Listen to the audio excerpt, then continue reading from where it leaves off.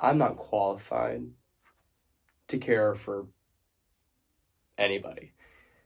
The fact is, at 39, with a gap in my employment history, I'm not qualified to do much anymore. But don't get the idea that just anybody can be a caregiver. It takes patience, fortitude, a background check, not to mention licensing, and a mandatory curriculum of continuing education. The bulk of what I learned from the fundamentals of caregiving, a 28-hour night course I attended along with 14 middle-aged women at the Abundant Life Foursquare Church. It was at this time I learned to erect and maintain certain boundaries to keep a physical and emotional distance with my client. I learned that caregiving is just a job, a series of tasks I'm paid to perform. But sometimes it's a lot to remember. So the Department of Social and Human Services devised dozens of helpful mnemonics, like aloha. Ask, listen, observe, help, ask again. Aloha. I had a head full of these mnemonics. When 3 days after completing the interview, the department lined me up with an interview with my first potential client. Trevor Conklin.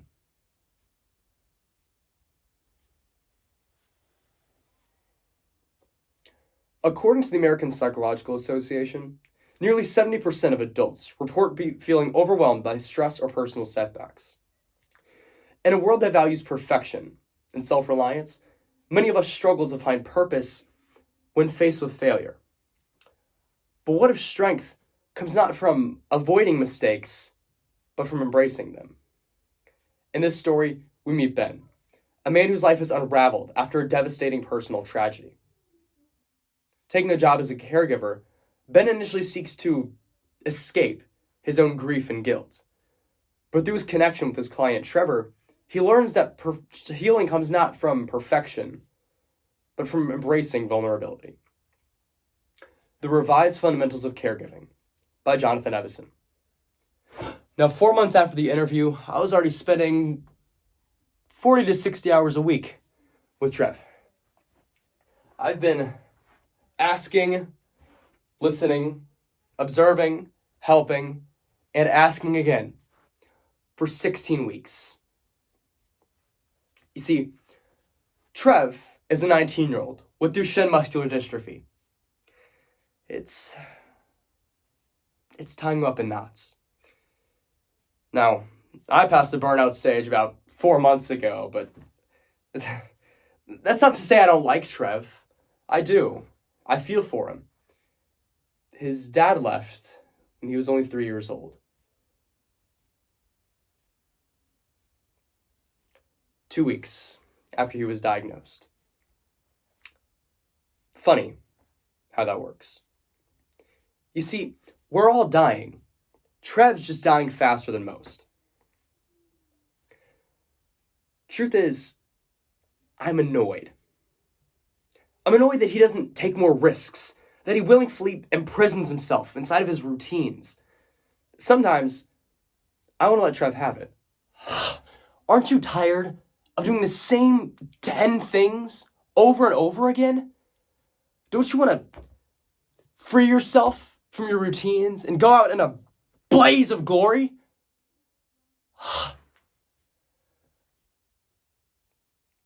Try spending 60 hours a week with one person under these circumstances. You'll want to strangle him. I don't know why I chose tonight, of all nights, to take this backward step. But I took the long way home. Maybe it's because Piper's birthday is coming up, or maybe I just can't bear the apartment tonight. You know, no matter how many nights I spend there, it continues to defy the expression lived in. It was like any other morning in the Trevor household, when around 2, a routine was interrupted by the ringing of Trev's cell phone. You see, retrieving the phone is no simple task for Trev. Trev hates talking on the phone. Everybody understands this, so nobody calls. Nobody except his dad. Trevor's side of the conversation consists of little more than jagged remarks and withering commentary on his father's failures. His dad's calls irritate Trev and are irritating to me. What is it, Bob? Yes, Bob. No, Bob. Just visiting? Bad idea, Bob.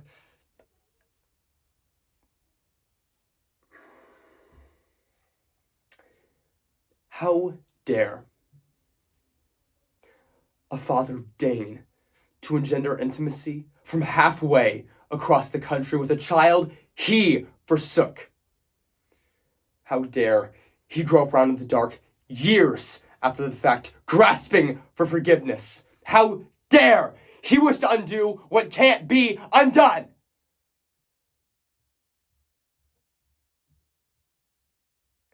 But I never say these things. I still cling to my professional credo. Professional, reliable, objective. You see, I'm a pro. Trev doesn't need to know what happened to my son, or why my wife left me, or how I contemplated killing myself as recently as last week. But I didn't have the guts. My guilt, my self-contempt, my aversion to other people's children. Trev only needs to know that I'm here to serve his needs. Suppose I hadn't told my wife the truth about our son. Suppose I told Janet the car popped out of gear, that it was a freak accident. How did me telling her I wasn't sure if I'd left the car in neutral change anything for the better? Do you suppose it was comforting for my wife to know that it was my fault? That I might have caused it? Or that by trusting me with her kids that she caused it? Did it help her to push away the one person in the world who could ever understand what she's going through? I still want to be with my wife because I care deeply about her, about my kids, about Trev. But listen to me. Everything you think you know, every relationship you've ever taken for granted, every plan or possibility you've ever hatched or endeavor you ever concocted can be stripped from you in an instant. Be ready not to be ready. Be ready to be brought to your knees and beaten to dust, because no stable foundation, no act of will save you from this fact. Nothing is indestructible. Even if you manage to glimpse over your shoulder and drop your groceries in time and throw yourself headlong at the destruction, you will be powerless to stop it.